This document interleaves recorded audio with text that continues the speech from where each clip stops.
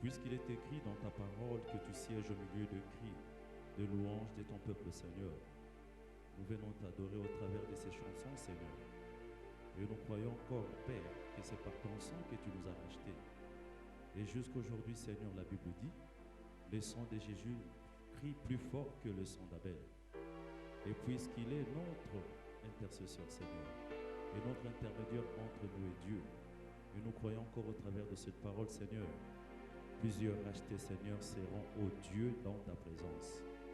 Plusieurs de ceux-là qui pleurent aujourd'hui, qui sont, Seigneur, ô Dieu, tombés dans le mal du péché, Seigneur. Nous croyons qu'au travers de cette parole, qu'engendré, Seigneur, ton sang fera assez que ta miséricorde puisse davantage nous être accordée. Et nous prions aussi, Seigneur, pour que ceux-là qui sont malades, en écoutant cette parole, Père, que quelque chose de surnaturel puisse se faire pour eux. Car le promesse est pour ton Église et cette épouse que tu veux voir sans tache ni ride, irrépréhensible. C'est par le nom de Jésus-Christ que nous avons ainsi prié. Amen. Amen. Nous disons merci à Dieu qui nous a donné encore cette opportunité. C'est depuis un certain moment que nous avons eu l'habitude de partager quelques moments de la parole avec vous. Et je crois qu'aujourd'hui aussi, pour répondre à ces devoirs, nous sommes là pour partager ces quelques mots spirituels avec vous. Je crois que le petit thème qui sera exploité ce matin, ou le sujet que nous allons prêcher ce matin, je préfère l'intituler « L'expérience de la victoire ». C'est-à-dire l'expérience de la vie chrétienne qui amène à la victoire. Voilà, frère, s'il faudrait que nous puissions définir l'expérience, je crois que chacun de vous peut déjà d'une manière ramassée me répondre à cette question. Si seulement j'ai demandé à quelqu'un ici de me répondre ou de me définir l'expérience. Mais je crois que le mot-clé qui reviendra souvent, c'est une vie vécue. C'est quelque chose que chacun de nous a fait et dans lequel il maîtrise, qu'il possède certaines connaissances, bien qu'en ayant suivi certains principes. Et nous savons que dans tous les domaines de la vie, il y a des principes pour atteindre un objectif bien déterminé. Dans le service, dans les études, dans le mariage, dans tout ce que l'homme peut faire.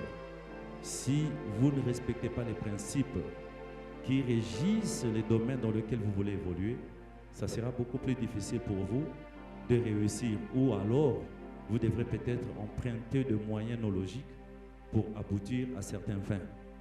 Mais il y a aussi un grand risque parce que vous allez arriver à un certain moment où vous serez buté à tellement de difficultés, alors vous serez bien obligé de tricher encore et de tricher encore. Et à la fin, vous verrez que tous les efforts que vous avez fournis pour arriver à une certaine étape seront vains. Alors c'est comme ça aussi que dans la parole de Dieu, pour que nous puissions faire preuve de maturité spirituelle, pour que nous puissions hériter davantage des promesses, pour que nous puissions vivre une vie chrétienne heureuse et épanouie, alors nous devons maîtriser certains principes parce que la parole de Dieu est établie par des principes. La réussite de Dieu est basée sur des principes. Et voilà, dans ces principes, j'aimerais d'abord épingler deux réalités, c'est-à-dire l'adaptation ou, pardon, l'acceptabilité ou l'acceptation de la parole. Et puis le deuxième élément, c'est l'adaptation. Voilà, donc il y a deux éléments que nous allons exploiter. L'acceptation de la parole. Le deuxième élément, nous allons toucher un peu sur l'adaptation. Alors, ces deux choses mélangées, je pense que peut nous conduire quelque part, peut nous emmener à se distinguer, peut nous emmener à conclure des choses qui paraissent être un peu difficiles ou impossibles pour certaines personnes. Et pourtant, la parole de Dieu, qui a créé la terre, qui a créé le monde, qui a créé tout ce que nous voyons, c'est cette même parole que nous prêchons aujourd'hui. Dans le livre de Genèse, il est dit, un jour Dieu, il s'est réveillé, Dieu dit que le soleil soit, que la lumière soit. Ainsi que toutes ces choses se sont réalisées de la manière que Dieu les avait prononcées ou de la manière dont Dieu avait ordonné que cela puisse arriver. Et les choses se sont faites telles. Or, la même parole nous enseigne qu'il est le même hier, aujourd'hui et éternellement. La parole insiste encore, elle dit, tout dans ce monde passera, mais sa parole ne passera jamais. Donc, la même parole prêchée aujourd'hui, c'est la même parole qui a été prêchée hier. C'est la même parole qui a été à la base de la création de cet univers dans lequel nous vivons. Mais pourquoi aussi aujourd'hui, cette parole, pour certaines personnes, est incapable de reproduire le même résultat, de reproduire le même vie? Et je veux simplement dire peut-être que les Français disent la même chose, placée dans les mêmes contextes, dans la même réalité, produisent le même résultat. Alors, si c'est vrai, parce que cette théorie est éprouvée, essayée, et certaines personnes ont vu en fait les réalisations. Mais souvent, c'est dans le mal. Quand vous produisez un mal aujourd'hui et vous aurez demain un résultat. Et reproduire encore le mal demain, vous aurez encore le même résultat. Mais souvent, dans le sens positif, cela marche moins. Du moins pour certaines personnes qui ont réussi à développer une certaine capacité, une certaine intelligence, et cela marche aussi. Mais dans la vie des enfants de Dieu, nous prononçons beaucoup plus la parole. Nous prions, nous pensons seulement que Dieu reste dans la montagne. Nous pensons toujours que Dieu, pour l'avoir, il faut toujours gêner, prier, il faut toujours, évidemment. Il y a plusieurs personnes qui ont tenté ces expériences et cela n'aboutit pratiquement à rien et ils se sont fatigués, ils se sont carrément décidés d'abandonner et de laisser Dieu à un certain niveau. Est-ce que cela, c'est la faute de Dieu? Ou est-ce que c'est la parole de Dieu qui est improductive? Ou est-ce que c'est seulement que la vie de Dieu est une vie mythique? En réalité, rien de tout cela n'est vrai. La parole de Dieu est la même. Cette même parole qui a créé le monde hier, cette même parole qui a appelé à l'existence des choses qui n'existent pas, c'est cette même parole que nous prêchons aujourd'hui. Parce que Dieu ne change pas. S'il ne peut jamais changer, alors sa parole également ne change pas. Mais c'est seulement que Dieu, pour agir et appeler à l'existence certaines choses, le Seigneur avait une expérience personnelle de son être surnaturel et puis de sa force qu'il avait. Voilà pourquoi, ayant fait foi à sa parole, ayant fait foi à sa personne, ayant fait foi à sa puissance, Et c'est comme ça que le monde, rien ne pouvait lui résister. C'est aujourd'hui la chose qui marque à plusieurs enfants de Dieu, à plusieurs chrétiens. Évidemment, nous trouvons que c'est beaucoup plus facile. Pour la première étape, c'est-à-dire l'acceptation de la parole de Dieu. Qu'est-ce qui se passe? Nous lisons d'abord dans le livre de Genèse, chapitre... c'est dans quel chapitre, frère? Genèse 2, Genèse chapitre 2. versets 16 à 17. Mettons-nous debout pour honorer la parole de Dieu. J'ai lu au nom du Seigneur Jésus. Amen. L'Éternel Dieu donna cet ordre à l'homme. Tu pourras manger de tous les arbres du jardin, mais tu ne mangeras pas de l'arbre de la connaissance du bien et du mal, car le jour où tu en mangeras, tu mourras. Seigneur, bénis cette parole. Que le Saint-Esprit puisse redonner encore vie, Seigneur. Car nous croyons que cette parole vit, Père. Ô Dieu, que celui qui est incrédule trouve ici, Seigneur, la réponse, afin que demain qu'il devienne ton adorateur puissant. Que celui qui est malade, Père, que cette parole puisse encore affermir son corps malade. Que toi, tu n'as pas voulu voir malade, Seigneur. Que le sang de Jésus puisse le relever et que nous puissions encore crier à Abba, Père. Je bénis, Seigneur, au nom de Jésus, cet enseignement. Amen. Amen. Voilà, frère. Quand Dieu a commencé, nous retournons en Genèse là où tout avait commencé. Le Seigneur ayant créé toutes choses, il a façonné toutes choses. Et le Seigneur, par souci de voir ces choses qu'il avait placées sur la terre, puissent être exploitées. C'est ça d'ailleurs l'adoration pour Dieu. C'est-à-dire lorsque l'homme entre en maître dans le monde, il doit utiliser tout ce que Dieu a établi. Comme nous l'avons dit dans nos prédications passées, le Seigneur n'a jamais commencé par créer l'homme, mais Dieu avait commencé par créer tout ce dont l'homme avait besoin, tout ce que l'homme pouvait utiliser. Ça veut dire que Dieu savait déjà que l'être humain est un être de besoin. Alors pour qu'il vienne, il doit trouver tout ce qui lui sera utile pour que cet homme puisse vivre en paix. Comme le prophète Branham dit, le cœur de l'homme a été créé pour vivre en paix.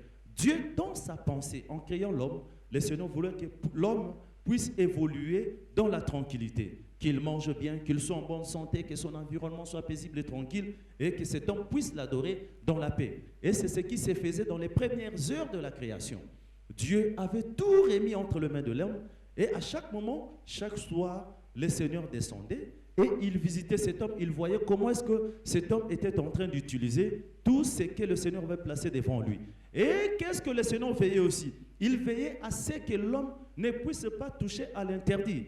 La seule chose que Dieu avait interdit à l'homme dans le jardin d'Éden, ce n'était pas de vivre, de manger, non. Le Seigneur lui avait tout donné, mais une seule condition, que l'homme ne puisse pas s'approcher de cet arbre-là qui produisait la connaissance, l'arbre de la connaissance du bien et du mal. C'est la seule chose que Dieu avait prévue, que l'homme ne puisse pas s'approcher. Il dit à l'homme, le jour où tu toucheras à toutes ces choses, à cet arbre, le jour où tu en mangeras le fruit, sache que c'est ce jour-là que tu mourras. Et que toutes les choses deviendront pénibles pour toi. Voilà, frère, l'homme avait toute l'étendue à exploiter. L'homme avait tout type d'arbres à toucher, il avait toutes sortes de fruits à manger, il avait toutes sortes de distractions à faire. Dieu lui avait tout donné. Mais une seule chose que le Seigneur lui avait interdit, de toucher à l'arbre de la connaissance du bien et du mal. Mais le Seigneur l'avait placé là-bas. Oui, d'aucuns diront que, mais oui, puisque le Seigneur savait que c'était une mauvaise chose, pourquoi est-ce que le Seigneur devrait placer cet arbre-là, là-bas? S'il savait que ce n'était pas utile à l'homme, il fallait que le Seigneur puisse ôter cela, puisse mettre ça de côté. Frère, la quarantaine, quand on prend quelqu'un, on met à quarantaine, frère, il est difficile de déterminer la fidélité de cet homme-là. Prenons l'exemple de tout ce qui se passe dans le monde aujourd'hui. On a dit qu'il y a soi-disant une maladie qui décime le monde. Nous voyons des parts d'autres pays comment est-ce que les gens sont en train de mourir. On a essayé de mettre en quarantaine plusieurs nations, mais cela marche difficilement. Eh bien, dans le pays, entre guillemets, développé, ça essaie quand même de marcher. Mais dans des pays dits en voie de développement ou sous-développés, nous vivons tellement confinés. Il y a tellement de réalités que ces mesures de quarantaine sont très difficiles à observer. Alors, vu que les hommes sont incapables d'observer cela, on nous a demandé à nous d'acheter quand même les masques de mètre et d'observer cette distanciation d'un mètre, frère. Mais il est difficile pour nos frères et sœurs d'arriver quand même à observer cette distanciation de 1 mètre. Nous brisons tout dans chaque coin, dans toutes les circonstances, nous brisons. Et la chose qui étonne encore, Tout le monde trouve toujours une raison pour ne pas porter le masque. Nous achetons le masque.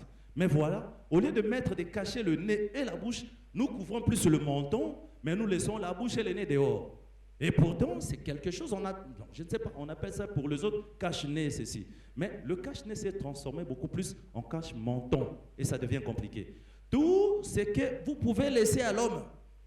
Oui, mais une seule chose, quand vous l'interdisez, et là, ça devient toujours compliqué. L'homme cherche toujours des compromis. Évidemment, ne cherchez pas la cause ailleurs. Ça a toujours été ainsi dans la nature de fils d'Adam. Ils aiment toujours apporter une modification. Ils aiment toujours être curieux sur l'interdit. Et voilà. Aussi longtemps que l'interdit n'existe pas, alors on ne peut jamais témoigner de votre fidélité. Parce qu'on est fidèle lorsqu'on est tenté, lorsqu'il y a une interdiction et que vous observez cette interdiction, alors en ce moment-là, on dira que vous êtes fidèle. Voilà, j'ai toujours donné cet exemple. Un homme qui prend sa femme ou sa femme, la femme qui est continuellement à côté de son mari, qui ne veut même pas qu'il bouge, qu'il sorte, tout ça, cause de jalousie, soi-disant que mon mari est fidèle. Ton mari n'est pas fidèle, il te craint. Essaye de les laisser un peu, laissez-les à la disposition de toutes ces femmes de la rue qui sont là, qui ont toutes les couleurs possibles et toutes les tailles possibles. Et si cet homme-là résiste loin de toi, on dira qu'il est fidèle. Et prends aussi cette femme, mets-la dans la même condition. Là où il y a le loup ravisseur, des super dragueurs que nous voyons dans la rue, qui peuvent tout dire et tout faire pour convaincre le cœur d'une femme, bien sûr tout en n'ayant rien. Alors, si cette femme-là résiste, alors on dira que c'est une personne fidèle. Voilà. L'interdit permet à l'homme de se découvrir, de connaître ses capacités. Quand on dit ne touche pas là-bas, n'y parle pas, ne fais pas. Aussi longtemps que tu ne touches pas, aussi longtemps que tu ne parles pas, on dira que tu es fidèle. C'est tout ce que le Seigneur voulait voir dans l'homme. C'est-à-dire, l'homme qui avait cette capacité d'adorer Dieu savait. L'homme qui avait cette capacité de reconnaître que Dieu était son créateur, son supérieur. Ça, Dieu le savait. L'homme était capable de donner à Dieu les dîmes et les offrandes. Ça, Dieu le savait. Mais le Seigneur, tout ce qu'il cherchait, ce n'est pas tout cet ensemble de choses. Vous pouvez donner à Dieu toutes ces choses. Adorer, prier, élever le Seigneur. Mais la fidélité, quand Dieu te dit ne touche pas, aussi longtemps que tu ne toucheras pas, sachez que tu es un enfant de Dieu parce que tu obéis à l'interdit. L'interdit est là pour marquer l'état de la fidélité. Voilà pourquoi aujourd'hui, nous sommes dans l'incapacité de concevoir de mariage qui peut durer longtemps. Nous sommes dans l'incapacité d'avoir des amitiés qui peuvent durer longtemps. Pourquoi? Parce que tout est basé sur l'artificiel. L'homme refuse d'être concret dans le monde qui l'entoure. Il refuse de s'adapter, de comprendre le monde qui l'entoure. Voilà que l'homme ne voulait pas comprendre ce monde-là. Dieu dit, ne touche pas. L'homme ne touchait pas. Mais voici maintenant que la femme, qui n'était pas là peut-être quand Dieu donnait cette interdiction à l'homme, la femme était censée écouter l'homme, être enseignée par l'homme. C'est ça la logique de la parole jusqu'aujourd'hui. Je sais que les ministères s'élèvent à gauche, à droite, partout. Je ne suis pas contre ça. Mais seulement que si cela ne concorde pas avec la parole, sachez que tout ce que vous faites n'aboutira à rien. Parce que le Seigneur reste fidèle à sa parole. Le premier élément là, c'est l'acceptabilité ou l'acceptation de cette parole. L'homme avait accepté ce que Dieu lui avait dit. Aussi longtemps que l'homme ne pouvait jamais toucher au fruit de cet arbre-là, l'homme restait fidèle. Et cette parole, l'acceptation veut dire, c'est lui qui prend en considération ce qu'on lui dit et le met en pratique. C'est en ce moment-là que nous pouvons parler de cette condition de l'acceptabilité de la parole. Oui, la parole de Dieu, l'histoire entre l'homme et Dieu est basée sur la foi. Et la foi inclut la confiance. Lorsque vous n'avez pas confiance à Dieu, il sera difficile pour vous de lui faire, d'avoir la foi. Parce que la foi amène beaucoup de réalités contraires. La foi veut dire quoi? Croire à ce que Dieu te dit qu'il fera, peu importe les difficultés ou les réalités qui sont au-devant de toi. Oui, peu importe les réalités obscures, sombres, négatives qui peuvent se présenter devant toi, la foi te dit, ne crois pas tout ce que tu vois. Même si tu sens ta chair dessumée, tu as la maladie, tu as des difficultés, tu vois, tout est en train d'être bloqué. Tout le monde te fera pression pour te dire, mais toi tu crois, mais c'est quoi ça? Nous voyons, nous sommes témoins. Comment est-ce que tu échoues? Comment est-ce que ça ne marche pas? Tu es malade, tu ne guériras pas. On t'a proclamé déjà la fin inutile, tu es déjà en quarantaine, fini pour toi, il n'y a plus espoir. Mais en ce moment-là, Dieu te dit, tu dois croire, moi je suis dans la possibilité de te donner cela. L'homme croyait Parce qu'il savait, le Dieu qui pouvait créer l'univers au moyen de sa parole, il savait aussi que aussi longtemps que cette parole-là, je l'observe, la vie de Dieu serait en moi. Frère, nous ne faisons pas de miracles parce que nous atteignons un niveau de perfection. Nous, ce n'est pas nous d'ailleurs qui faisons les miracles. C'est cette obéissance à la parole de Dieu qui amène la confiance de Dieu en nous. Et cette parole, c'est Dieu, sous forme de la parole, trouve maintenant un endroit à s'asseoir, ça veut dire dans ton cœur. Et maintenant, c'est cette parole-là que tu acceptes, c'est celle qui produira maintenant le miracle. C'est cette parole maintenant qui conduira ta foi. C'est cette parole qui t'amènera maintenant à observer tous les principes de la parole que le Seigneur te donne. Voilà, frère. La première étape, c'est d'abord l'acceptation de la parole. Quand l'homme rencontre Dieu, le Seigneur commence par te projeter, te donner en fait sous forme de la parole, mais une image de ce qu'il attend de toi. Je t'appelle. Voici ce que j'ai arrangé. Voici mon projet, voici mon programme. Acceptes-tu de marcher avec moi? Oui, c'est ce que Dieu attend. Qu'est-ce qu'il est écrit dans le livre de Genèse, dans le livre de Marc, Marc chapitre 16, verset 16. Ok. Celui qui croira et qui sera baptisé sera sauvé. Mais celui qui ne croira pas sera condamné. Voilà, frère. L'œuvre de Dieu est bâtie sur la confiance. Le premier élément, l'acceptation de cette parole. Aussi longtemps qu'Adam acceptait de ne pas s'approcher de cet arbre-là, Dieu était avec lui et la parole de Dieu pouvait créer la vie à Adam.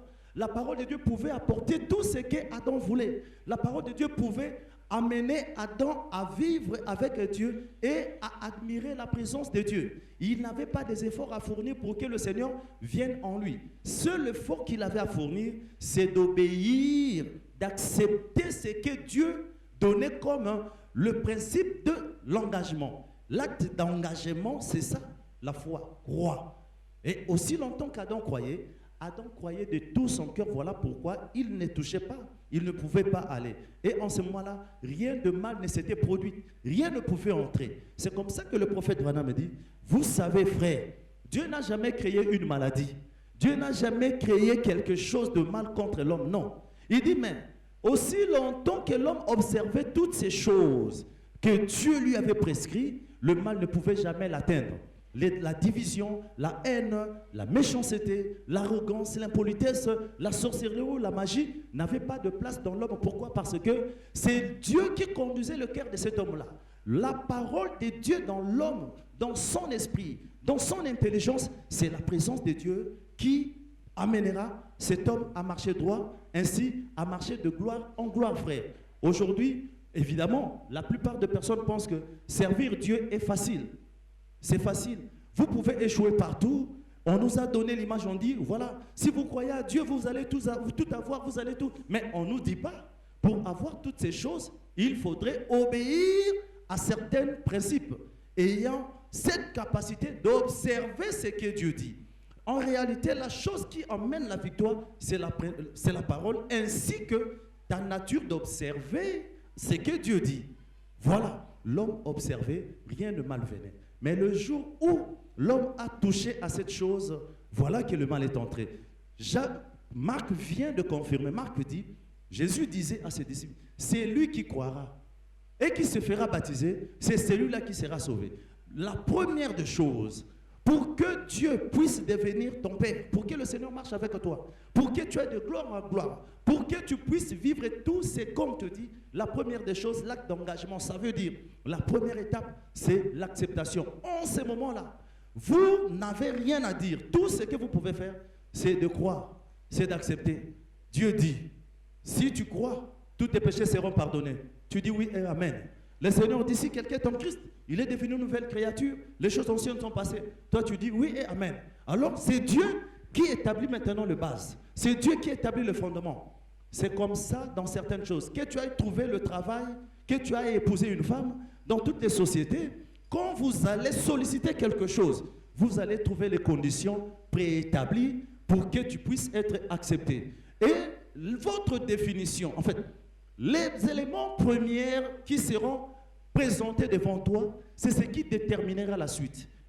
On te donne d'abord, tu pars trouver un travail, on regarde tes dossiers et on te donne quelques temps de stage ou stage de, comment on appelle ça, d'observation, stage professionnel. Tu es en train de travailler et on te surveille, on te regarde, la manière dont tu réponds à certains principes. Et les critères sont là. Tu dois avoir tel niveau, tu dois répondre, parler telle langue, tu dois faire ceci, tu dois faire ceci. Lorsqu'on regarde le profil est bon, maintenant on te donne un temps d'essayage. Tu commences maintenant. Lorsque tu réussis, selon les principes maintenant, alors c'est en ces moments-là qu'on peut maintenant t'amener à signer le contrat. Maintenant, quand tu signes le contrat, alors les promotions, l'augmentation de salaire, tout dépendra maintenant de tes capacités, de ce que tu auras à fournir comme service, de ce que tu vas leur donner comme prestation. C'est à partir de là, tu es observé. Voilà, c'est comme ça que Dieu fait. Tu veux épouser une femme? Oui. Tu dois d'abord commencer par l'identifier. Quand tu identifies cette femme-là, aujourd'hui, on peut regarder, chacun de nous a ses critères. Les mèches, les plantes, la nature, le naturel, les jupes ou les robes, les pantalons, je ne sais pas moi. Chacun a ses critères. Mais Dieu aussi nous a donné le critère pour savoir où identifier une bonne épouse, comment le faire. Mais malheureusement que chacun de nous se base sur ses critères. Mais quand nous nous basons sur nos critères, lorsque ça capote et que ça ne marche pas, nous venons pleurer et crier que le Seigneur puisse faire quelque chose. Mais nous l'introduisons toujours à la fin parce qu'au début, il n'était même pas avec nous. Nous ne lui avons même pas sollicité au début. Donc c'est comme s'il doit être là pour faire le sapeur-pompier et voilà, chercher à éteindre toujours le feu dont nous sommes nous-mêmes la base, en fait, la cause. Voilà, quand tu iras maintenant pour épouser cette femme, la belle famille te donnera une liste à laquelle tu es censé te conformer. On te donne des principes. En ce moment-là, la femme ne t'appartient pas encore. C'est juste le contrat du début. Juste les modalités pour que vous puissiez vous mettre d'accord. Alors, lorsque tu répondras positivement à cette liste-là, c'est en ce moment-là maintenant qu'on te donnera ton épouse. Alors, l'histoire vraie commence à partir de là. La responsabilité te revient maintenant de pouvoir éduquer, de pouvoir nourrir, de pouvoir habiller, de pouvoir, je ne sais pas moi, vivre en harmonie ou en désharmonie, vivre, je ne sais pas, comme des boxeurs ou tout ça. Mais bon, le tout dépendra de vous. Première étape, c'est l'acceptation d'abord, chacun de nous. Et ça, c'est facilement vécu par tous les chrétiens. Nous tous, nous croyons. Celui qui croira qui sera sauvé. Seigneur Jésus, je t'accepte comme mon Seigneur et Sauveur. Seigneur Jésus, j'accepte de marcher avec toi. Seigneur Jésus, j'accepte de me faire baptiser. Seigneur Jésus, et toute cette étape-là, nous tous, nous les vivons et nous acceptons. Mais voici maintenant quelque chose que nous ne comprenons pas. À chaque moment que vous pouvez mener une vie chrétienne, vous pouvez commencer avec certaines personnes, mais vous allez les retrouver deux fois. Il te dit, le Dieu que j'ai servi hier, c'était un mauvais Dieu. Le Dieu que j'ai chanté pour lui hier, ce n'est pas un Dieu qui m'a béni. Le Dieu pour qui j'ai tout abandonné, voilà, je ne réussis pas avec lui, je laisse. Et il peut retourner dans le monde, il peut aller faire n'importe quoi. Pourquoi? Parce qu'il peut vous étaler toute une liste de difficultés ici, parce que le Seigneur n'a pas exaucé, le Seigneur n'a pas répondu, le Seigneur n'a pas aidé, le Seigneur n'a pas sauvé quelqu'un qui était malade, quelqu'un qui était souffrant, quelqu'un qui avait besoin d'argent. Nous sommes allés prier, nous avons gêné, nous avons tout essayé, mais les choses n'ont pas été vraiment en notre faveur. Dieu n'a pas répondu. Et en cela, on s'est dit que Dieu n'existe pas. Ben évidemment, nous avons tous atteint ce niveau à un certain moment parce qu'on croyait avoir beaucoup donné, on croyait avoir tout fait. Mais seulement que nous ne savions pas que nous ne le faisions pas selon le principe. En fait, c'était une première étape. C'est-à-dire, quand Christ vous appelle, quand Dieu vous appelle, c'est lui qui vous prend en charge d'abord, la charge de votre foi. Il doit d'abord commencer par vous faire voir ce que lui veut. Il doit d'abord commencer par vous faire voir ce que vous étiez, ce qui ne marchait pas, ce qui vous a conduit à vivre cette vie négative là où vous êtes. Il doit commencer. Alors, quand vous l'acceptez maintenant, vous devrez, deuxième étape, vous devrez maintenant vous attendre maintenant à suivre ces prescrits. Quand vous lisez dans Matthieu 28, le Seigneur dit la même chose. Il dit, allez, faites de toutes les nations les disciples. Ça, c'est la première chose. Ça veut dire, celui qui va accepter, vous le prêchez la parole, vous les baptisez. Et puis il accepte, il dit, enseignez-les à observer tout ce que je vous ai prescrit. la deuxième étape commence. C'est-à-dire que cette étape-là, c'est ce que moi j'ai appelé l'adaptation maintenant. Vous savez, frère, quand Dieu a envoyé Moïse en Israël, Moïse avait dit à Dieu, déjà que je connais ces peuples-là, ils sont tellement têtus. Ils ne vont pas me croire. Pourquoi? Parce que Israël avait l'expérience d'un Dieu qui agissait, l'expérience d'un Dieu qui parlait, l'expérience d'un Dieu qui était vivant. Alors, Moïse ayant connu toutes ces choses, bien qu'en étant en Égypte, Moïse savait toutes ces réalités. Mais quand il a commis ses forfaits, il est allé dans le désert, Dieu l'a poursuivi, et Dieu l'a dit, Moïse, je t'appelle, je veux que tu ailles conduire ce peuple. Moïse dit une chose, Seigneur, ils ne me croiront pas. Ils me diront, mais comment est-ce que toi, tu peux venir nous dire que Dieu t'a paru? Il dit, Seigneur, ils sont tellement têtus, ils ne me croiront jamais. Le Seigneur dit, attends, sois tranquille, puisque c'est moi qui t'appelle, je vais te donner un signe. Dieu lui donne un signe. Il dit, Seigneur, ils ne vont pas accepter. Le Seigneur lui dit, allez leur dire, les dieux de leur père t'a apparu, il t'a dit ça. Il dit, c'est lui qui te croira. C'est celui-là qui sera sauvé. C'est lui qui va te suivre. Et Moïse est parti. La première des choses, Moïse devrait d'abord se faire accepter au milieu de ces gens-là. Tout le monde devrait d'abord l'accepter. Et si on acceptait Moïse, il était beaucoup plus facile qu'on accepte tout ce qu'il allait leur dire. On pouvait directement accepter le Dieu qui leur présentait. Alors si aujourd'hui, nous avons aussi beaucoup de difficultés parce que des fois les hommes de Dieu ou le frère ou le sœur qui amènent, ainsi dit le Seigneur, ne sont peut-être pas acceptés facilement. Et voilà là où il y a les difficultés. Moïse savait que la base de choses, c'était l'acceptation de ce qu'il était, l'acceptabilité de ce qu'il présentait à ce peuple-là. Dieu dit, va, produis telle chose, et quand tu produiras, ils te croiront. Voilà la première des choses, se croire. À qui t'es conduit, à celui qui te prêche la parole, à cette parole qui t'est prêchée. Et lorsque vous avez la maîtrise de toutes ces choses, sachez que votre base est très bien posée, vous pouvez avancer avec Dieu. Mais, et que ça ne marche pas, sachez que ce qui suivra après sera beaucoup plus dérisoire. Ça serait beaucoup plus tordu. Je vais vous lire quelque chose que le prophète a dit ici. Pourquoi est-ce que le monde a connu des difficultés aujourd'hui? Pourquoi le monde a tant de difficultés? Je lis dans l'évangélisation du temps de la fin, de 62. Je dis, voilà pourquoi je crois que la parole est la vérité. Si nos credos et nos dénominations ne correspondent pas parfaitement avec la parole, alors ils sont faux. Et si Dieu n'a pas permis, si sa parole était si importante que d'en citer incorrectement un seul mot a provoqué tout cela, chaque mort jamais connue, chaque souffrance, chaque bébé qui pleure, chaque cortège funèbre, chaque tombe sur le flanc de la colline, chaque ambulance qui a jamais hurlé, chaque sang qui a jamais été versé, toute la vieillesse, la famine et le problème que nous avons connu, si le simple fait d'avoir sous-estimé la parole de Dieu a provoqué tout cela, excusera-t-il le fait que nous, au temps de la fin, nous la sous-estimons de nouveau? Voilà, frère, ça le prophète est en train de nous étaler toute une liste de difficultés. Il dit, si la mort, si la maladie, si tous les problèmes que nous avons aujourd'hui, la haine, la méchanceté, frère, tout ce que nous avons aujourd'hui, tout ce qui nous arrive, il dit, toutes ces choses-là, qu'est-ce qui est à la base? Il dit, c'est parce que justement, l'homme avait au début accepté seulement de foncer une seule parole. L'homme n'avait pas offensé toute la parole de Dieu. Il avait offensé une seule parole. Il était fidèle. S'il y en avait 10, l'homme était fidèle dans 9 paroles.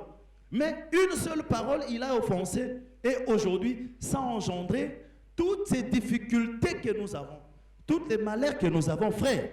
Aujourd'hui, j'ai comme l'impression que quand vous lisez les Facebook ou, je ne sais pas, les statuts de gens, j'avais écrit quelque chose aujourd'hui. J'ai dit vraiment, si le Dieu que nous lisons dans nos statuts dans les statuts que les gens postent là, frère. Si réellement ce Dieu-là était dans les cœurs des gens, en tout cas, les églises auraient eu moins de problèmes. Quand vous lisez les statuts des gens, tout le monde est vrai adorateur dans les statuts.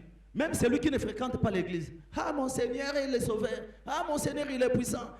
Quand vous lisez, frère, même si vous ne savez pas prier, les statuts peuvent vous donner le mot à donner à Dieu, frère. Tout le monde est très bon chrétien.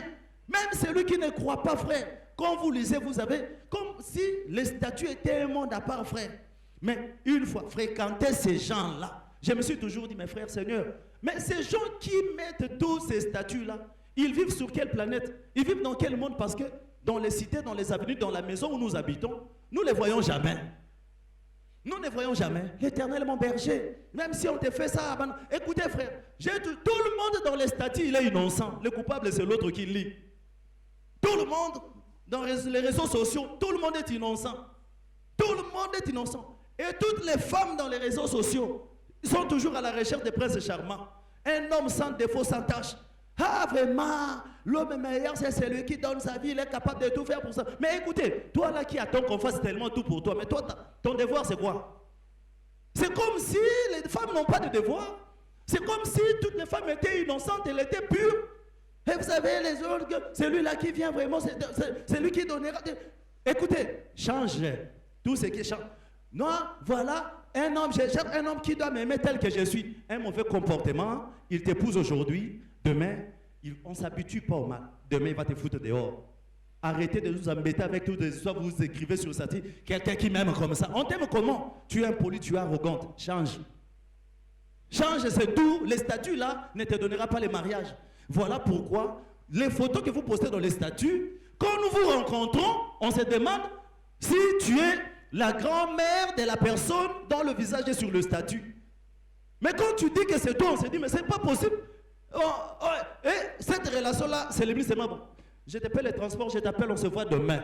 Quand il te dit, je t'appelle les transports, on se voit demain, ça veut dire, il ne trouve pas le point commun avec ce qu'il a dans le statut et ce que tu es réellement. Pourquoi? Parce que tout est devenu tellement faux. Bon, excuse-moi de dire ça, que tout est devenu faux, mais bon. Je pense que si tu veux vivre dans un monde illusoire, entrer dans les statuts, tout le monde est innocent. Le coupable, c'est l'autre qui lit. Vous savez, dans le monde, il mieux vaut peut-être être soi-même pour... Écoutez, tous les statuts, la majorité viennent contredire la parole. Mais vous verrez, et nous les pasteurs, et les servantes et les servants de Dieu, nous avons écouté, et refuse ceux-là qui te créent des problèmes, tourne le dos. Mais la parole de Dieu ne dit pas ça. La parole de Dieu aime tes ennemis, prie pour ceux-là qui te maltraitent. Mais les statuts nous divisent. Quelqu'un qui a plein de défauts, mais quand vous le reprochez, quand vous le ramenez, demain il va se venger sur le statut. Il part arriver à la statue. Vraiment maintenant, il est bon de rester seul parce que le monde ne peut pas te comprendre. Et le moyen des arrogants, des idiots, le moyen des païens de se consoler maintenant, c'est les statuts. Je vous conseillerais, frères et sœurs, de ne pas trouver l'homme ou la femme de votre vie devant les réseaux sociaux. Vous serez déçus, frère. Vous serez déçus. Personne aujourd'hui ne veut accepter ce que la parole lui dit. Dieu a dit. Cette première étape commence d'abord par accepter ce que Dieu te dit. Et c'est comme ça que Dieu a toujours fonctionné. Il a amené les enfants d'Israël à accepter Moïse. Et s'ils ont accepté Moïse, et la suite viendra, frère. Et ce n'était pas, c'était du live, frère. Moïse face aux individus, face à certaines réalités. Voilà, frère, si la première parole, le fait de l'offenser, le fait d'abandonner cette parole, a engendré la mort, a engendré la cupidité, a engendré la haine, a engendré le chèque et le péché, frère, sachez que la suite de la parole, si vous les placez dans les mêmes conditions, engendrera les mêmes difficultés et le même problème. Dieu n'a pas de problème, frère. Dieu nous a tout donné. Mais la manière dont nous nous approchons pour recevoir ce que Dieu donne là, c'est là ça cause problème maintenant. C'est là où ça fait que nous puissions dire que Dieu est incapable, frère. Je me suis toujours dit, où sont passées les femmes là qui préparaient avec les mbaboula et qui sortaient avec les pagnes et les poussières sur la tête? Mais aujourd'hui, Quand nous lisons, quand je parcours, excusez-moi de m'acharner un peu sur ça.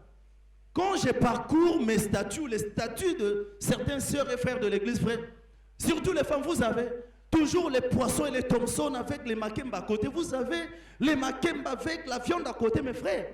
Jamais on voit une femme, et pourtant nous connaissons les problèmes de courant que nous avons dans cette ville ici où nous vivons, frère. Les femmes ont toujours prêt à manger sur leur statut. Thompson bien grillé, quoi à côté, avec des tiges ou des cure-dents. Vous avez des viandes bien frais dans des papiers avec des coins à côté. Mais je me dis, est-ce que c'est ce que tu as préparé chez toi à la maison? Mais quand déjà vous voyez une femme, une personne qui n'expose que les trucs qu'on vend dans la rue, les Thompson de la rue, les poissons de la rue, comment on appelle, la viande de la rue, les tabacs de la rue, c'est tous les jours dans ton statut. Mais tu viens prier à l'église pour que tu aies un mariage, tu aies un homme et que tu aies une femme, frère. N'épousez pas, tu vas souffrir. Parce que ces histoires-là, ça coûte 10 000, 20 000. Mais toi, tu gagnes peu, tu gagnes 2 000, 3 000 francs. Ces femmes-là nous ont jamais exposés, même une fois dans leur cuisine, en train de piler le pondou. Mais nous mangeons les pondous. Va voir un peu là où il reste. Va voir là où il dort. Tu verras que tous les statuts qu'il met, c'est un monde d'illusion. Et les hommes et les femmes, nous sommes devenus tellement des impressionnistes. Nous voulons impressionner et nous voulons être, je ne sais pas moi, attirer des gens. Mais voilà, vous faites du mal vous-même parce que la personne qui va t'épouser ne t'épousera pas sur Facebook ni derrière le camion. Non, la personne là viendra te chercher. Viendra te chercher, frère. Aujourd'hui, quand vous demandez les enfants qui grandissent, moi je sais, quand on nous demandait qu'est-ce que vous aimez manger, tous les hommes on disait, moi j'ai mangé les haricots. Les haricots. Moi c'est les pondous, frère. Mais les pondous aujourd'hui dans les statues on n'expose pas. C'est rare, frère. C'est toujours les Thompson de Chaba. C'est toujours, je ne sais pas moi, les dindons de Pandal. C'est toujours tout ça. Et les gens sont devenus tellement artificiels. La réalité ne leur intéresse pas. Mais ils veulent aller de l'avant. Ils se battent. Quand vous lisez le statut, ils sont plus malheureux. Ce sont toujours eux qui sont des oppresseurs. Ils sont toujours oppresseurs. Vous avez comme l'impression qu'il y a toujours des gens qui les en veulent, qui les maltraitent tous les jours. Les statuts crient et pleurent, crient et pleurent. Si ça peut changer, c'est pour montrer le quoi, les chikwang et les Thompson ou les viandes, frères. Et quand il faut adorer, c'est Alléluia, le Seigneur, ma gloire. Demain c'est ton jour. Demain Dieu va t'élever. Mais le Seigneur va t'élever avec quelle parole? Le Seigneur t'élèvera avec quelle discipline? Le Seigneur t'élèvera avec quelle vie? Le Seigneur t'élèvera avec... Mais c'est tous les jours cette parole-là, tu refuses d'accepter. Tu refuses d'engager. Tu refuses de suivre cette vérité que le Seigneur te donne. Quand l'homme s'est déplacé d'une seule parole, d'une petite écriture, regardez ce qu'il avait récolté, cette masse de combien de difficultés. Et aujourd'hui, nous enterrons comme si la vérité n'existait pas. Le Seigneur a toujours prévu un moyen. Regardez maintenant, Seigneur. Voilà, j'ai parlé de cette première partie. Celui qui croira et qui se fera baptiser sera sauvé. Ça veut dire, la parole amène le salut. La parole amène la vie. La parole amène le changement. C'est la parole qui amène la délivrance. Celui qui croira, qui se fera baptiser, sera sauvé. Quand les enfants d'Israël ont cru à Moïse et ils étaient sortis de l'Égypte, quand ils sont sortis de l'Égypte maintenant, arrivés devant la mer Rouge, frère, puisqu'ils devraient maintenant passer maintenant à cette deuxième étape, qui est la deuxième étape, qui est l'étape d'adaptation, frère. Maintenant, toi qui étais habitué, qui avait une vie, tu avais une conception des choses, tu avais une manière de faire. Quand maintenant le Seigneur t'appelle, il voit déjà que tu acceptes de t'attacher à lui. Il voit maintenant que tu acceptes de faire route avec lui. Le Seigneur ne va pas se limiter là-bas. Il te prendra. Puisqu'il t'a pris dans un environnement bien déterminé, le Seigneur doit t'amener dans un autre environnement bien déterminé. Il a dit aux enfants d'Israël, vous quitterez l'Égypte et je vous emmènerai en Canaan. Mais le Seigneur n'a pas dit ce qui va se passer de l'Égypte jusqu'à Canaan. Mais il avait dit, suivez mon serviteur Moïse. Celui qui croira en lui, celui qui fera confiance, il entrera en Canaan. Mais quand ils sont partis, arrivés devant la mer Rouge, C'est la deuxième étape qui était commencée. Les réalités qui étaient en Égypte, c'était des réalités différentes. La vie qui était en Égypte, c'était une vie différente. Voilà, frère. Maintenant, puisque tu as accepté Jésus comme Seigneur et Sauveur, les réalités que tu vivais, les choses que tu faisais, la vie que tu menais, sache maintenant que en acceptant Jésus, tu as maintenant un bagage que tu n'avais pas. Maintenant, cette vie doit se conformer à cette bagage-là que Dieu t'a donné. C'est comme ça, quand on enrôle les militaires dans l'armée, qu'est-ce qu'on fait? On appelle ça une dotation. C'est-à-dire, il doit passer par la formation. Mais avant de passer par la formation, on doit lui donner les tenues, les bottines, les ceintures, tout. Pourquoi? Parce qu'il doit maintenant s'habituer à ce nouveau environnement, l'habillement nouveau qu'on a changé. Pourquoi? Parce qu'il doit être formé dans cette condition-là. L'adaptation maintenant, frère, c'est là où plusieurs personnes échouent. Pourquoi? Parce qu'ils veulent que, quand le Seigneur les appelle, que les réalités dans lesquelles ils ont vécu pendant longtemps, les réalités qui les ont amenés à accepter Jésus, les réalités qui les ont amenés à devenir serviteurs ou servants de Dieu, ils ne veulent pas prendre ces réalités que Dieu leur donne pour qu'ils fassent route avec, qu'ils réalisent à chaque moment les notices dans chaque circonstance où ils passaient. Regardez maintenant, quand ils sont arrivés devant la mer Rouge, tout le monde qui ne connaissait pas cette réalité, c'est tout le monde qui tremblait. Qu'est-ce qui s'est passé? On va mourir. Quand ils vont nous tuer, regardez. Mais voilà que Moïse qui avait compris que le Dieu qui appelle, c'est le Dieu quand tu l'acceptes. Et puis deuxième étape, le Seigneur doit maintenant t'amener à s'adapter aux conditions qu'il mettra devant toi. C'est-à-dire, tu dois t'abandonner totalement entre ses mains. C'est lui qui choisira les passages par lesquels tu vas faire route. Il choisira l'environnement dans lequel tu dois évoluer. Il choisira avec quel genre de personne qu'il faudra que tu évolues. C'est lui qui choisit. Pourquoi? Parce qu'il connaît la fin de toutes choses avant son commencement. Et il connaît aussi ton dessein, le dessein qu'il a tracé pour toi. C'est lui maintenant qui te donnera tout cet ensemble de moyens pour que la formation que tu vas recevoir soit parfaite et que cette formation puisse s'adapter à tes désirs, à tes besoins, à tes ambitions, à tout ce que tu lui demandes. Mais les enfants d'Israël ne savaient pas que le chemin par lequel ils devraient passer, c'était le désert. Quand ils sont arrivés, la seule personne qui était peut-être au courant, c'est Moïse. Et Dieu lui dit, Moïse, dis-leur de ne pas s'inquiéter. Moïse est venu leur dire, que personne ne se déplace, restez là-bas. Ne vous inquiétez pas. Pourquoi? Parce que Moïse savait. Ils ont vécu dans un contexte bien déterminé en Égypte. Mais en Israël maintenant, pour qu'ils puissent traverser, c'était une nouvelle étape. Ils devraient s'adapter maintenant. Ils devraient accepter cette vie sous cette forme-là. Dieu dit à Moïse qu'il soit calme. Quand ils étaient calmes, ils se sont calmés et ils ont fait confiance à Moïse. Et voilà que la chose était maintenant facile. Moïse demande à Dieu et le Seigneur ouvre de l'eau. Et quand il a ouvert la mer, ils sont passés chacun et Dieu a pris soin de ralentir leurs adversaires.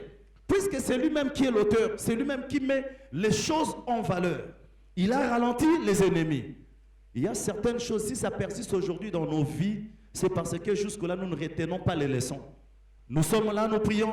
Nous sommes ici, nous prions. Nous sommes là-bas, nous prions. Mais écoutez, c'est bien prier, prier, prier, prier. Mais lorsque les principes de Dieu ne sont pas maîtrisés, la prière devient de bruit dans les oreilles de Dieu. Lorsque nous maîtrisons seulement le petit principe, et sachez que le Seigneur deviendra une réalité sans effort en toi. Quand il faudra aller prier, c'est lui qui te dira, va prier. Quand il faut aller à la montagne, c'est lui qui te dira, va à la montagne. Tu ne partiras pas à la montagne pour prier, et quand tu termines, tu descends, on te dit, qu'est-ce que Dieu a dit? Ah, bon, je ne sais pas ce que Dieu a dit. Frère, c'est vraiment intéressant. Hier, j'ai reçu quelqu'un qui voulait me voir. Une sœur, il me dit, Dieu m'a envoyé. Je ne voulais pas le recevoir, ça fait autant de semaines. Dieu t'a envoyé, j'ai dit, je ne te reçois pas. Non, Dieu veut que je ne te reçois pas. Mais puisqu'on a insisté que je reçois, voilà maintenant quelqu'un qui vient maintenant et me dit, Dieu m'a dit que tu me donnes l'adresse de ta maison.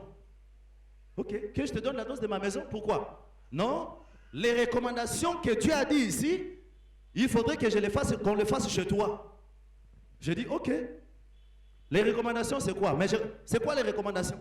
Oh non, Dieu a dit parce que pendant que j'ai prié pour toi, j'ai vu que j'étais allongé, tu étais allongé sur moi. Et tu m'embrassais, on s'embrassait bien fort maintenant. Et il y a un esprit qui voulait entrer par toi et il voulait passer par moi. Tu t'es mis debout, tu as commencé à épousseter. J'ai dit oui, ça c'est Dieu qui t'a dit dans la montagne. Il dit oui.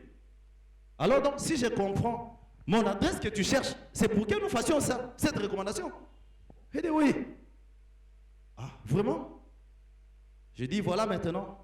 Mais vous ne dites pas aux gens que c'est vous qui venez maintenant avec ce genre de choses chez moi. Mais demain vous allez dire, il ne va pas se marier, il m'a embrassé. Mais voilà des choses maintenant. Donc c'est ça. Tu veux avoir mon adresse pour que je fasse? Oui, parce que, je lui dis, par respect pour toi, tu dois chercher Dieu et le Saint-Esprit. Tu es païen. Et tu as la sorcellerie. On ne passe pas par 4 chemins, tu as la sorcellerie. Et le Dieu que tu écoutes là, ce n'est pas le Dieu Jéhovah. Non, c'est le Dieu diable que tu écoutes. Ce n'est pas le Dieu Jéhovah. Le Dieu que moi je sais, il dit, cherchez la paix et la sanctification, sans lequel personne ne verra Dieu. Maintenant, toi et une femme, je n'étais pas épousé, tu me dis, je dois dormir sur toi. Nous d'être chez moi parce que j'habite seul. Si je dors sur toi maintenant, nous deux, sans arbitre. Parce qu'il y a des choses que tu n'as pas dit, mais ça va se passer maintenant comment? Alors, voilà. Il dit au nom de Dieu que j'ai écouté, j'ai entendu. C'est Dieu qui m'a parlé. Il venait dans la montagne. Mais regardez maintenant. Si cette personne pouvait connaître seulement le principe de Dieu. Je viens de réciter quelques principes. Chercher la paix et la sanctification. Voilà. Ces 2 petits principes. Si vous le cherchez, et si vous avez ça dans votre tête, le Seigneur réveillera la vie de Dieu qui est en vous. Vous ne ferez pas. Voilà. Vous pouvez aller dans la montagne. Avec ces principes, quand vous allez retourner, vous retournerez avec la vie de Dieu. Mais nous prions Dieu avec nos principes et nos désirs. Mais nous voulons que Dieu puisse nous exaucer par rapport à tout ce que nous lui donnons comme, je ne sais pas moi, demande de tout ça. Voilà que les enfants d'Israël ont failli commettre cette erreur. Quand ils ont accepté, ils ont traversé la mer Rouge parce qu'ils avaient adhéré à ce 2e principe qui veut dire quoi? L'adaptation maintenant. Le Seigneur a dit, j'ai mis devant vous Israël, les 5 nations, les Euviens, les Eutiens, les Jébusiens, ainsi de suite. Pourquoi? Parce que Dieu, sachant qu'Israël, dans tout son parcours, il fallait qu'il combatte, frère. Il fallait qu'il se batte, frère. La vie chrétienne, frère, c'est une vie de braves hommes et de braves femmes. Ceux-là qui ont accepté de marcher dans les risques, ceux-là qui ont accepté les formes de difficultés. Parce que la Bible dit, Dieu nous envoie dans ce monde comme des brebis au milieu de loups. Ça veut dire, le brebis est appelé à développer des capacités pour lutter contre le loup, pour se battre contre le loup. S'il ne se bat pas, il doit développer les mécanismes pour vivre avec le loup au milieu de lui. Alors, imaginez un peu ce loup qui doit être devant cette brebis-là qui le résiste, cette brebis qui le met en défi. Quelle doit être l'attitude du brebis? Quelle doit être l'attitude du loup? Voilà ce que Dieu attend. Première étape, c'est l'acceptation. Deuxième étape, c'est l'adaptation. Chaque enfant de Dieu, nous devons savoir. La Bible dit, chaque jour, Dieu renouvelle sa bonté. Il connaît ton destin, il connaît ta vie, il connaît ce qui t'attend devant. Qu'est-ce que Dieu fait? Il va amener les épreuves qui doivent te former pour que demain, tu sois en mesure à faire face à toutes les réalités qui seront devant toi. Hier, je disais à quelqu'un, j'ai abandonné aujourd'hui de réprimander les hommes. Pourquoi? Parce que tout ce que j'ai connu comme souffrance, aujourd'hui dans le ministère de Dieu, je me rends compte que j'en ai besoin. Tout le monde pouvait dire, on ne t'aime pas, on ne veut pas de toi, toi tu ne réussiras pas, toi tu es ceci. Tous ces gens-là, avant je les haïssais. Mais écoutez frère, qu'est-ce que dans le ministère on ne dit pas? C'est quel genre de femme que les pasteurs ne violent pas?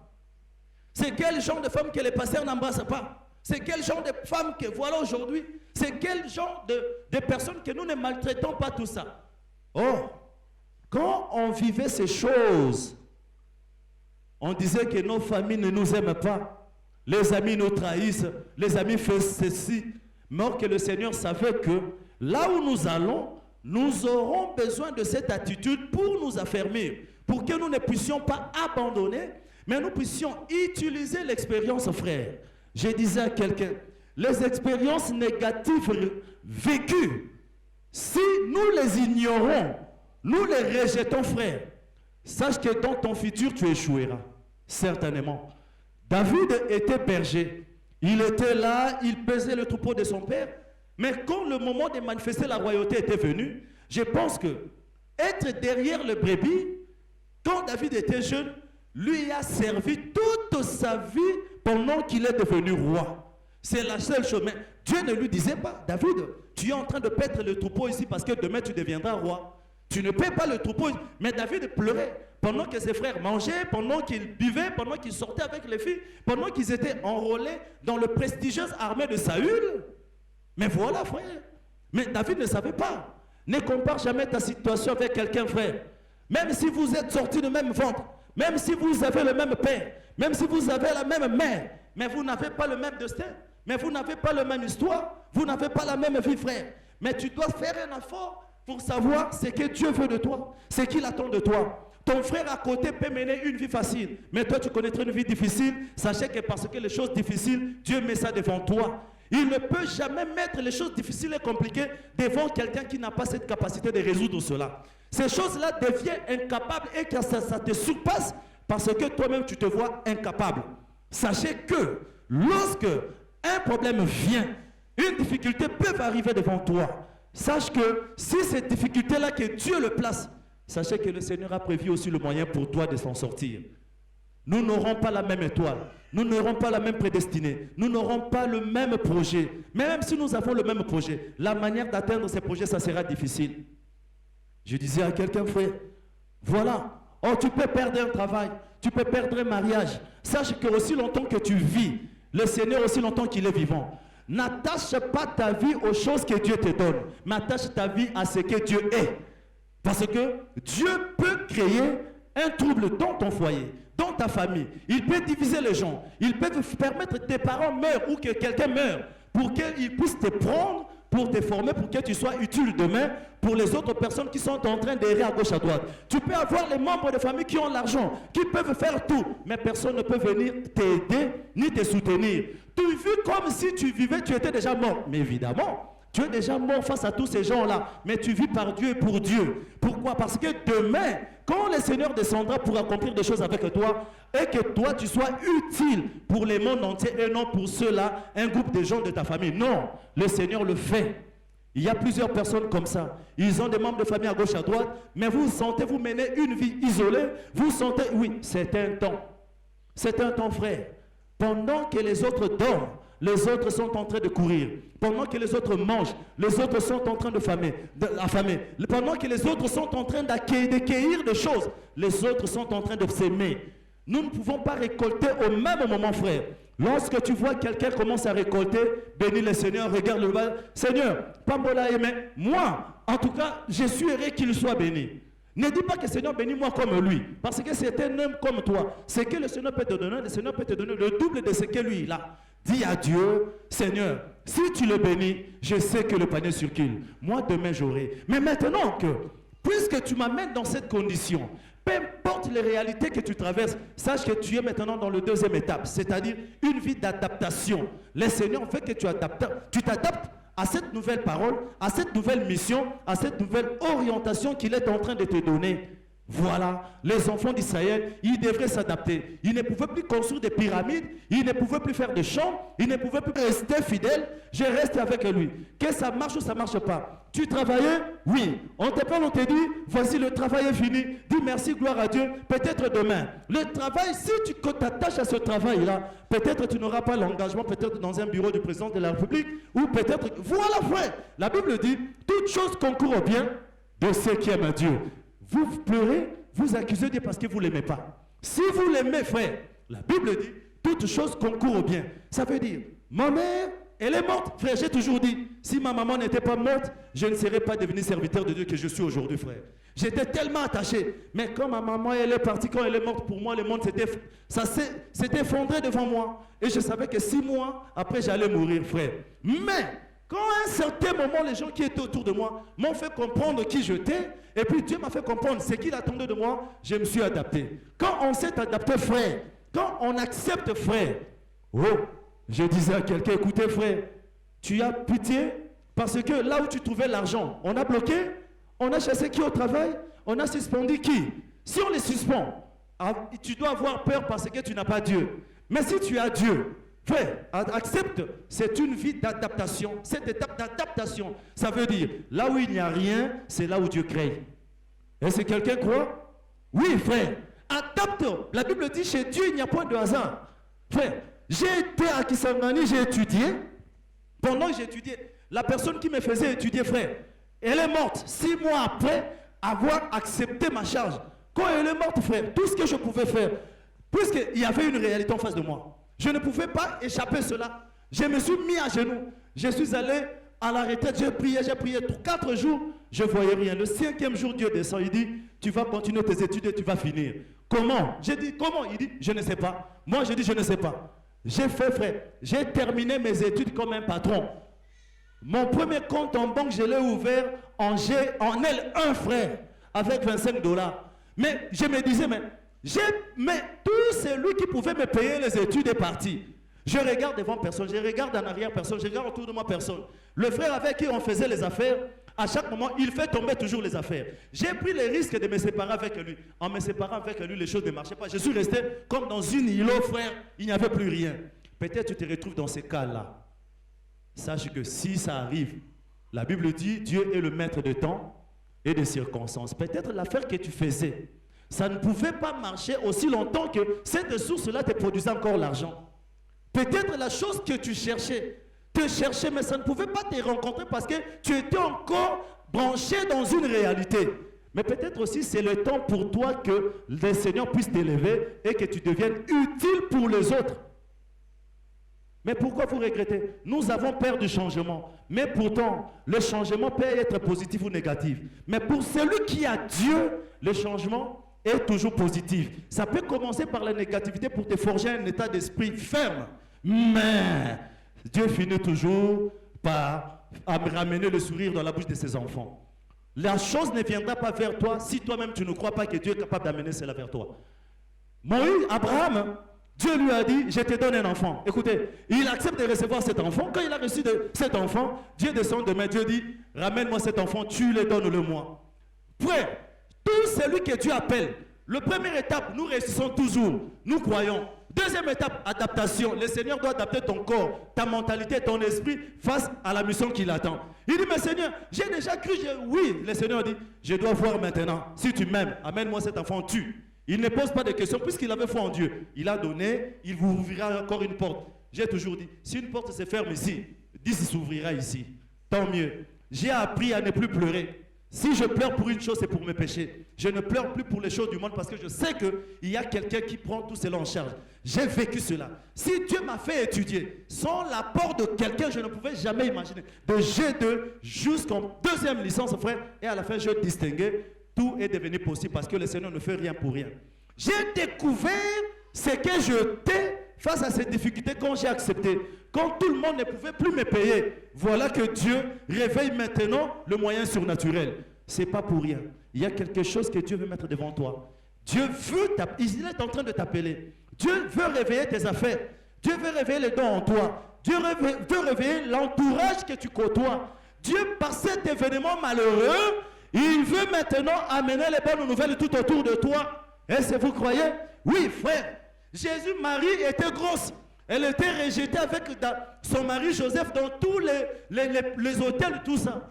Mais ils sont allés trouver où? Qu'est-ce qui était important? Ce n'était pas l'hôtel, mais c'était ce qui était dans Marie. Ce qui est important, ce n'est pas la situation que tu vis, mais c'est ce qui est en toi. Si tu perds ça, regrette. Mais tu peux perdre tout ce qui est dans le monde autour de toi, mais ne perds jamais ce qui est en toi parce que c'est la grossesse de Jésus qui doit être naître quelque part. Le problème, le plus important, c'est qui rend Jésus merveilleux. Ce n'est pas l'hôtel ou l'hôpital qui devrait naître. C'était la condition qu'il était, qui devrait rendre toute forme à ce qui était devant lui, frère. J'ai rencontré ça à Kisangani. C'était difficile, frère. Je pleurais. Mais j'ai appris une chose, frère. Quand tout ne marche pas, si je n'ai pas de mots pour prier, je me tais.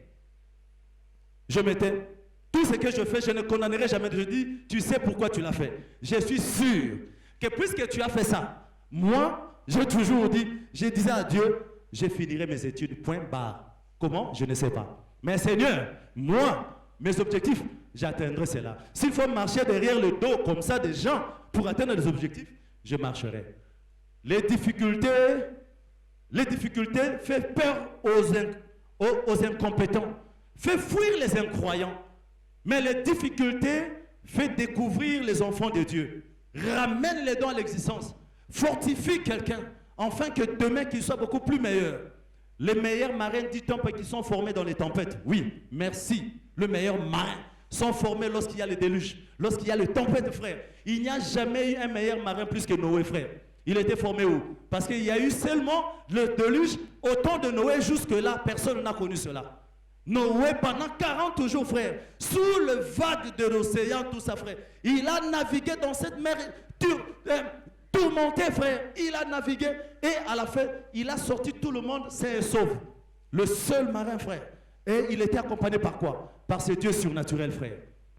Et Moïse, Abraham a accepté de donner à Dieu son enfant. Quand il est arrivé, frère, quand il est arrivé, Dieu ne lui avait pas dit ce qu'il allait faire. Mais quand il est arrivé, il était prêt de tuer son enfant. Le même Dieu qui avait créé les difficultés, qu'est-ce qu'il a dit? Il dit, arrête, ne tue pas ton enfant. Regarde à côté, il y a un animal que tu peux me donner. Le Dieu qui crée les difficultés, il crée aussi le moyen. Est-ce que vous le croyez? Le Dieu qui crée les difficultés, il crée le moyen. Nous regrettons certaines choses par souvenir, parce que nous sommes attachés, frères. Mais si par expérience aussi, nous pouvons nous référer à certaines choses, nous ne regretterons pas le matériel. Peu importe, toute la maison peut brûler, Job avait dit, prenez-moi tout ce que vous voulez. Mais Job savait que son Rédempteur est vivant. Aussi longtemps que le bien matériel pouvait se perdre et que Dieu était vivant, puisque c'est Dieu qui avait donné, le Seigneur peut encore donner. Pour vous qui êtes ministre, pour vous qui êtes servant de Dieu, vous n'aurez pas cette vie facile. Vous avez déjà accepté, première étape, l'acceptation de la parole. Deuxième étape, l'adaptation maintenant. Chacun de nous aura ses expériences. Chacun de nous aura ses combats. Chacun de nous aura ses difficultés. L'expérience de l'autre, si on te donne, si ça marche avec lui, ça ne marchera pas avec toi. Attends-toi ton expérience à toi. Ça veut dire, quand tu te mets à genoux ici, tu ne te mets pas à genoux avec moi, tu te mets à genoux avec toi, combien tu pries le Dieu de valeur. Mais ce que moi j'ai vécu, Dieu est multifacette. Il peut vouloir nous révéler une autre chose par toi. Et par toi, ça veut dire, si je l'ai rencontré par les difficultés, et aujourd'hui, il devient un témoignage, ça veut dire, tu le rencontreras dans des difficultés, il sera un témoignage, frère.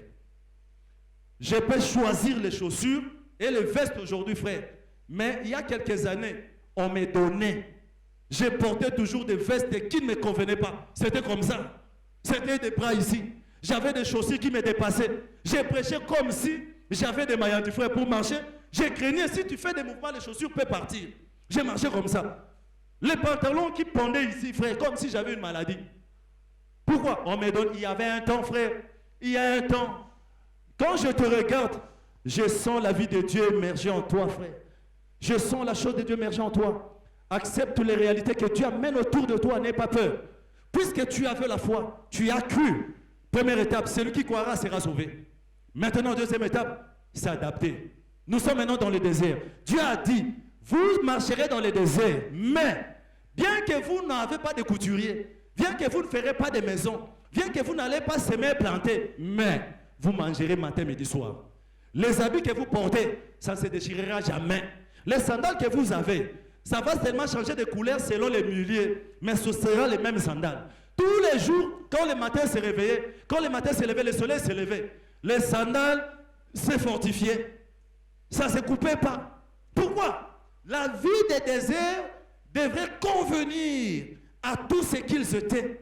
Oh, j'ai appris à aimer ce Dieu, frère. J'ai dit, je mourrai même dans le péché devant ce Dieu. Je préfère pécher devant lui au lieu d'aller pécher loin. Je préfère rester là, pleurer, pleurer, pleurer, frère. Je ne pleure plus parce que je perds le matériel, mais je pleure pour que mon âme puisse aimer la parole. Parce que le matériel, tu peux en avoir aujourd'hui, tu perdras ça demain. Mais Dieu, quand tu l'as aujourd'hui et que demain tu ne le perds pas, tout est garanti. L'expérience. Je parle de l'acceptation et de l'adaptation. C'est ce que le prophète dit. Je peux vous lire quelque chose, mais le prophète dit, la parole de Dieu ne faillit jamais.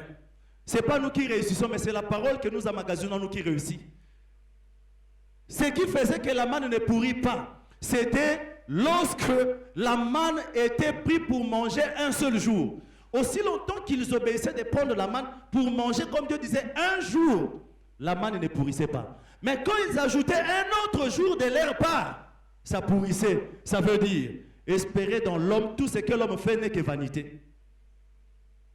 Tu regrettes quoi? Le $1000, le $2000 ou les $3000? Mais votre Dieu, il est capable, frère. C'est lui qui me paye les Minerva, il payait $20. Il pouvait donner après 2 mois $120, frère. Mais regardez, quand il est parti, quand il est mort, j'ai souffré, j'ai pleuré.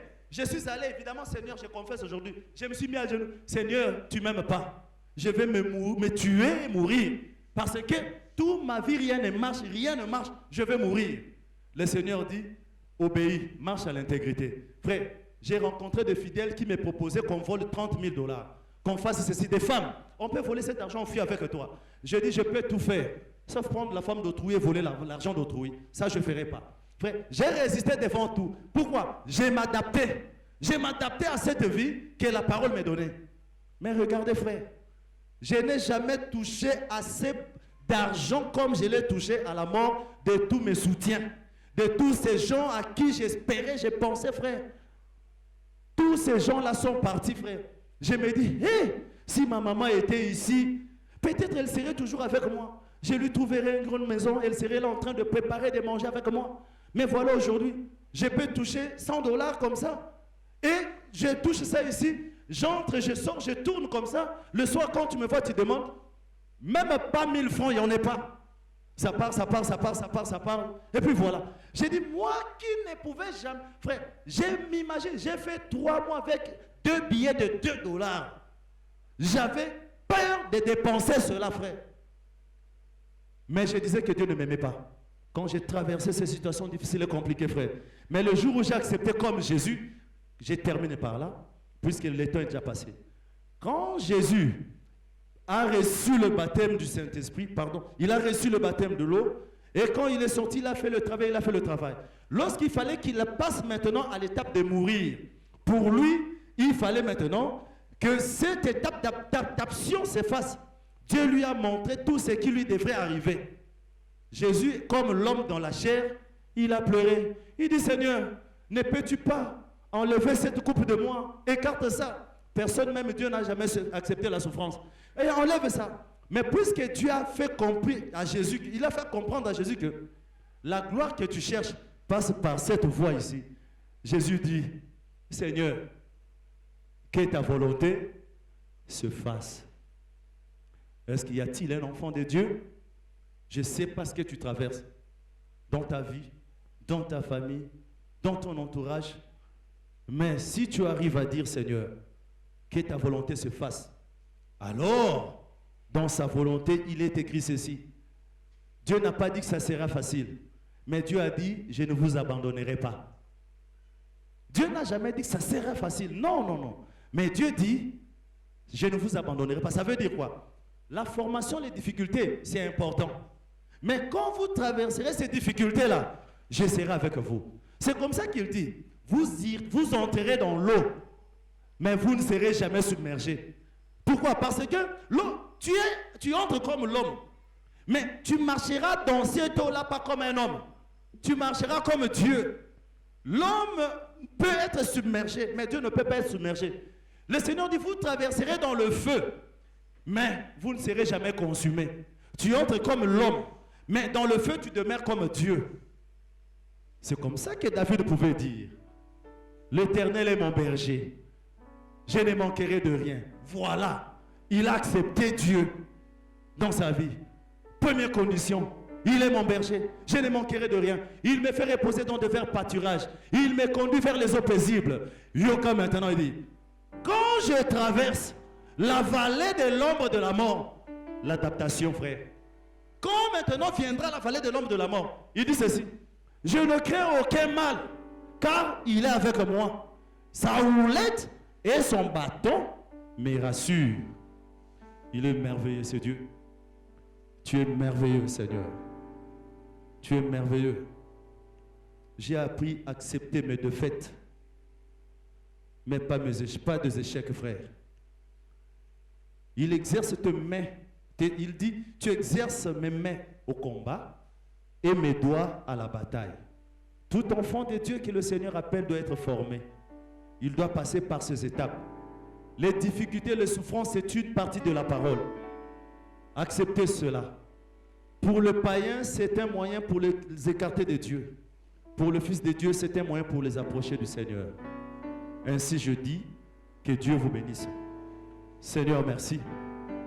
Je veux clôturer par cette petite prière. Parce que je sais qu'il y a quelqu'un qui en a besoin, Seigneur. Parce que je sais qu'ils ont besoin de cette vie, Père. Je sais que, Père, j'ai parlé de ta part, j'ai prononcé ta parole. Je sais que tu vas faire quelque chose. Seigneur, enfin qu'ils sachent réellement que, Seigneur, cette parole est pure et vraie et vivante. Oh, Père, tu es le Dieu de principes. Nous offensons souvent tes principes, voilà pourquoi. Tu nous as donné, Seigneur, un maître, un conducteur qui est Jésus. Afin qu'il puisse marcher devant nos imperfections et qu'il nous conduise, Seigneur, au Dieu, dans la voie du salut. Tu ne nous vois pas, Père, mais tu le vois, lui. Moi, je ne réussirai pas. Mais lui, il a réussi pour nous. C'est lui l'ambassadeur que nous suivons, Père.